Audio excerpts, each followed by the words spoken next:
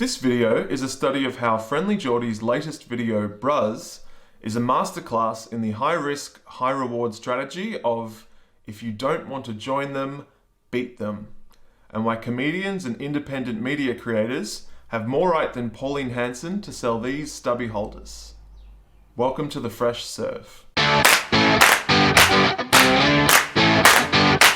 Sydney-based comedian and YouTuber Jordan Shanks, aka Friendlyjordies, is a polarising figure to say the least. He's amassed over 450,000 YouTube subscribers, and in recent times has grown to become one of Australia's most visible figures in the online media landscape. I, on the other hand, have 38 at the time of recording, so if you could take a second to subscribe and like this video, that'd be swell. Think about how good you'll feel knowing you truly got in on the ground floor of this prime cultural opportunity. Wow, wow, wow. As a 30-year-old millennial, Jordan's writing and production style lean on many of the memes and themes you'd expect from someone raised in equal parts by The Simpsons and MSN Messenger. And this relatability and authenticity plays a large part in how he's grown such an engaged following online. There's a theory that to stand out and grow online, you need to create your own niche. And you do this by combining two things your audience may enjoy individually, but hasn't yet encountered together. To apply this theory to Jordan, these two things would clearly be millennial humor and progressive politics. Another Australian example of this theory in action can be seen in someone like Struthless, who combined his illustration skills with sharp social commentary to stand out and build a following online. Since establishing himself, he's been able to grow into other areas. He now has his own original clothing line, he's worked on a number of brand and artist collabs, and he's even working on his own animation studio and first animated show. Fun fact, Struthless was the first person I interviewed for the Fresh Serve podcast, which you should totally check out after watching this video. Core to Jordan's brand and appeal are his comfort and consistency, doing what he feels the majority of the media either won't or is no longer able to, which is directly challenging the behaviour and motives of Australia's most powerful people and structures, particularly in the world of media and politics. At this stage, the list of high-profile leaders and organisations he hasn't feuded with is likely much shorter than the list of those he has. Despite being a vocal supporter of the Labor Party, he refuses to see the world in general left and right terms, and this has led to him ridiculing the likes of Vice and BuzzFeed, as well as the Liberal Party and the Murdoch-owned press. This is a large part of why the internet often loves and hates him in equal measures. The obvious satisfaction he takes from identifying the flaws of those at both ends of the political spectrum endears him to those who recognise that ineptitude is not exclusive to any one ideology, and angers those who feel he is a biased Labor hack, which is criticism from the far right and those to the left of Labor, or that he is undermining the few progressive voices that exist, which is criticism from the left in general. The ridicule both sides approach is usually a pretty good strategy in terms of appealing to as many people as possible. However, core to this is never actually disclosing your true values and instead allowing the audience to believe what they need to in order to justify continuing to engage and support you. What this does is allow people to avoid the choice and friction that come with endorsing something that they enjoy that happens to be made by the other team. It's a big part of why satire like the Betoota Advocate is able to penetrate mainstream culture in a way that Friendlyjordies likely never will. People can discuss and share their enjoyment of Betoota content openly without being seen to be picking a side or risking alienating themselves or others who identify heavily based on their political opinions. This is of course a bit absurd when you realise that, especially regarding the Liberals, the Betoota Advocate and Friendlyjordies likely hold identical views. Betoota were the ones to coin the term Scotty from marketing after all. However, for the people familiar with both, asking someone, have you seen Friendlyjordies' latest video? Summons different connotations than, have you seen Betoota's latest post? It's evident though that Jordan's ultimate goal isn't sheer scale. It's to reach and convert as many of the disillusioned young people as he can in Australia with his potent blend of evidence-backed journalism and internet memes.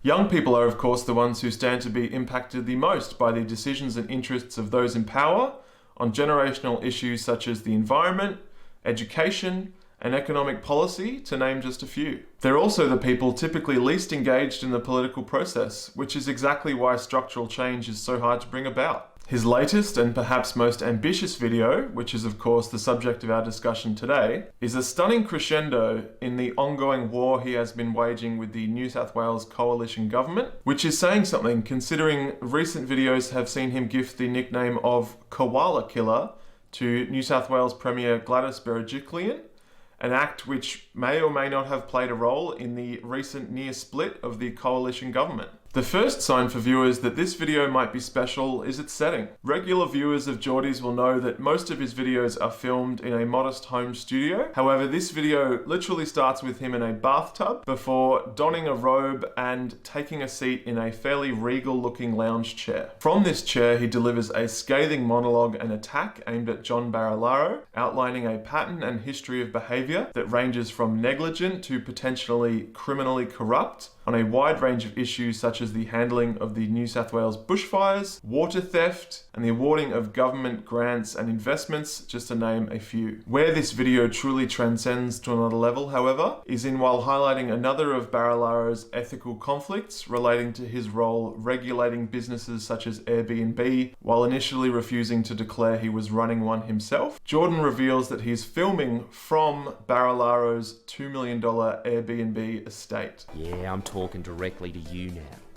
Because as you probably gathered, or haven't because you're that dumb, I'm filming at your estate. And I want you to be the first to know.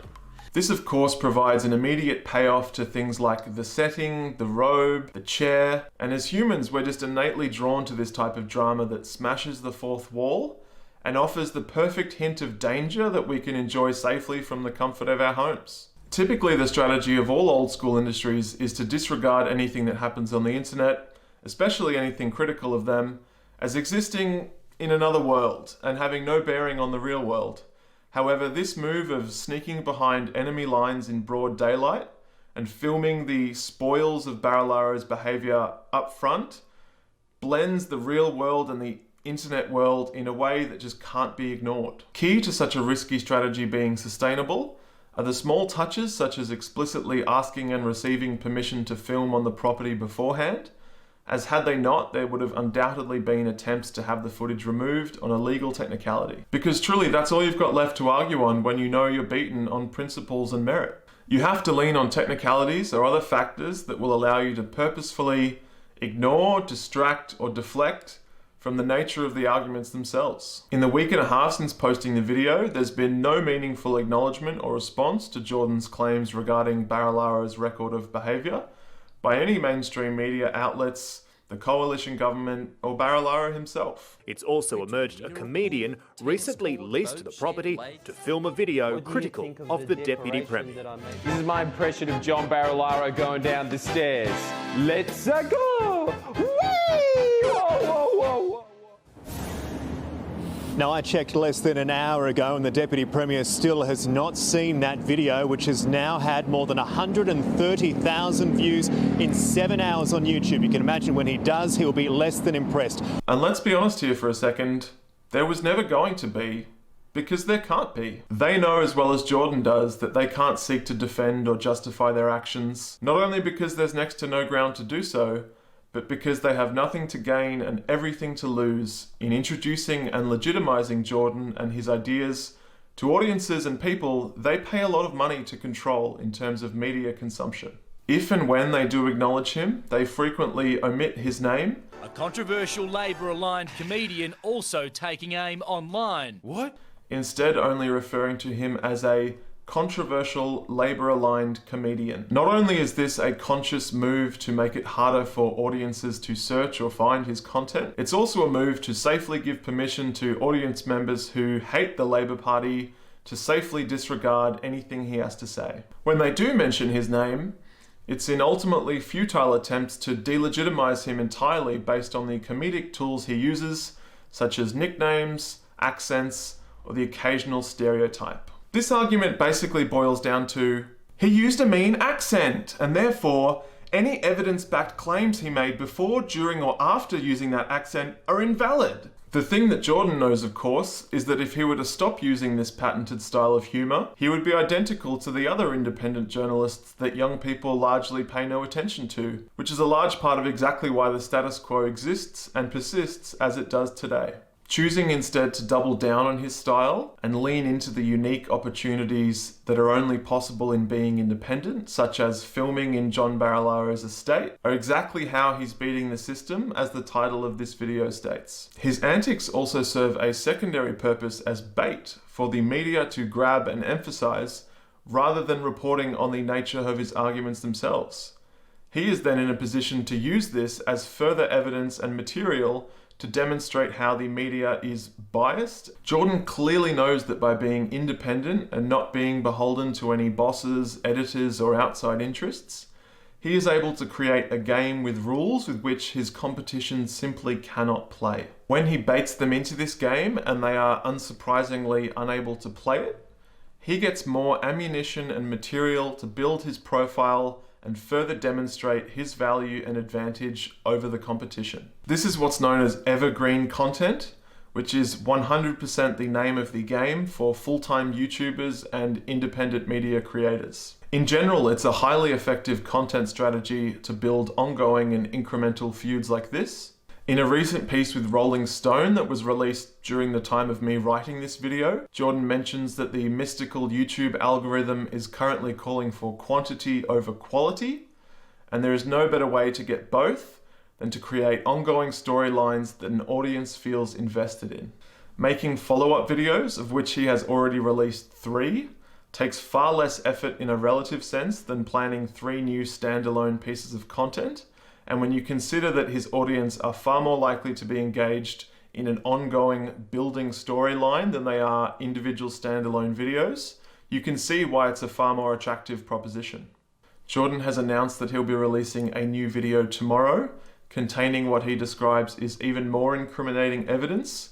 How much this is true versus marketing hype is impossible to know, but either way, we're probably going to tune in.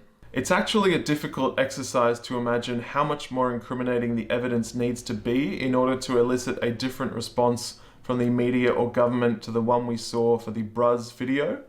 However, it's next to guaranteed that we will not be hearing a response from John Barilaro, as last week he took 4 weeks of mental health leave after sharing with his inner circle that he was still struggling following the loss of his father in July.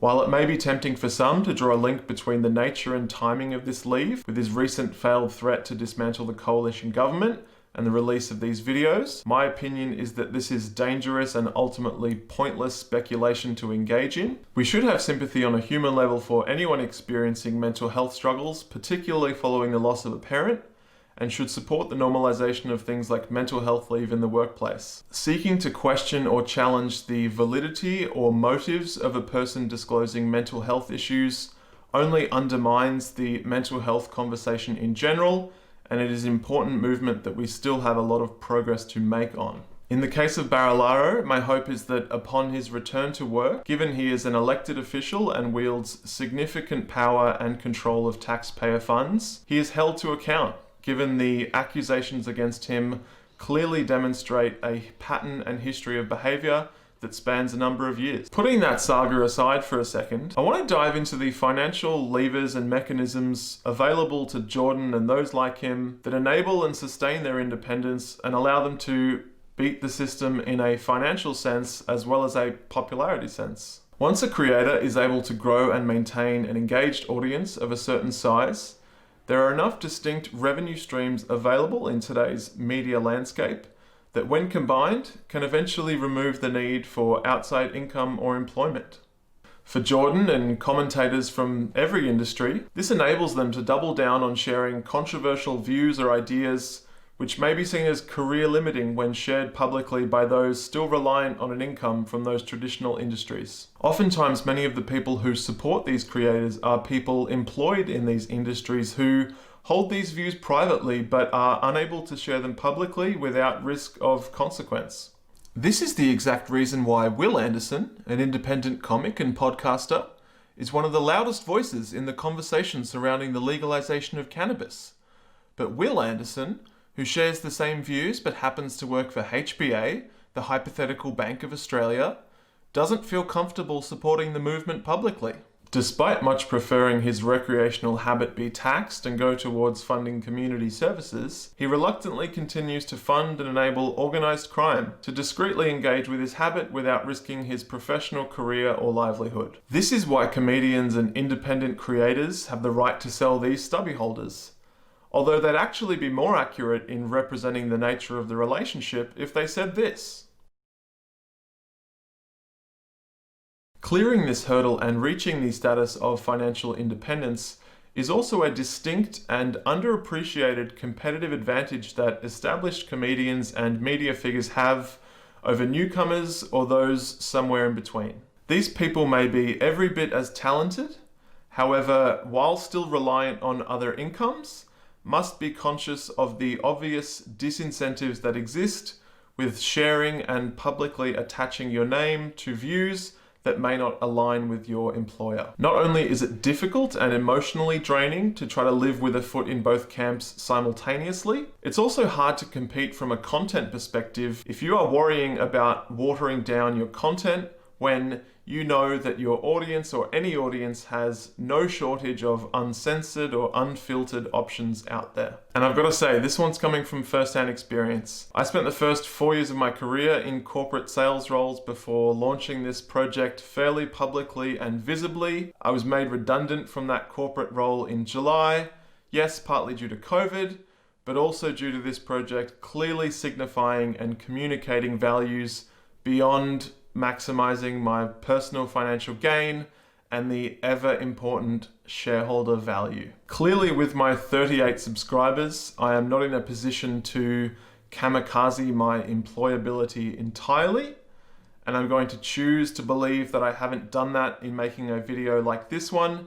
However, of course, I have to acknowledge that there is risk in talking about uncomfortable truths or issues in society. As with anything in life, at some point you need to make a decision regarding your values and just go with it. After all, 2020 has perhaps been a reminder more than anything that our time on this rock is precious and by no means guaranteed. My message to potential future employers watching this video would be one of hope, that you recognize the nuance and genuine insights that underpin my opinions and beliefs, and one of confidence that in me you are adding a person to your team who has taken the time to consider their values in the first place. I truly don't feel that is as common an experience as it should be. To anyone else still watching, I'd love to know your thoughts on this saga in general, as well as this video, and whether this type of commentary is something you'd like to see more of. I always have a few things in the works, but I would love to hear any suggestions or things you might want to see me cover. If you're somehow still desperate to hear more from me in the meantime, you can check out the Fresh Serve podcast on iTunes or Spotify, or head over to the Fresh Serve on Instagram, where I upload sketches, podcast clips, as well as original series. I made a couple of those during lockdown here in Melbourne, which you can check out. Thanks for watching. Peace.